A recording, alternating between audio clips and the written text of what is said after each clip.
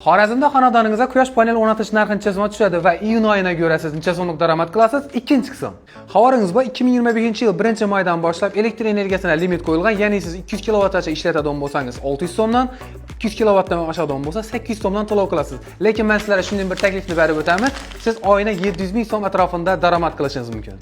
Bu diagramma xonadoningizga qo'yilgan 5 kilovattlik quyosh panelining prognozi hisoblanadi. Masalan, biz hozir iyun oyida turibmiz. Iyun oyida o'rtacha 806 kilovat ishlaydigan bo'lsa, sizni xarajatingizdan, ya'ni iste'molingizdan tashqari 694 kilovat ishlaydi degani. Ya'ni siz 1000 so'mdan hisoblaydigan bo'lsangiz, oyina 694 ming so'm daromaddasiz degani. Quyosh panellarining asosan Longi, Jingo, Jasolar va Astro Energy turlari bor. Kafolati 30 yil.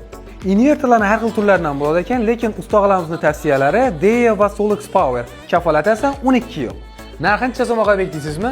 3 kilovatli quyosh paneli narxi 9,5 million so'm, 5 kilovatlisi 16 million 800 ming so'm, 10 kilovatlisi 36 million 100 ming so'm, 15 kilovatlisi 49 million 800 ming so'm, 20 kilovatlisi 68 million so'm. Bundan tashqari 3 yil kafolatli servis xizmatlariga ega. Bepul dostavka va ustanovka xizmatlari ichida.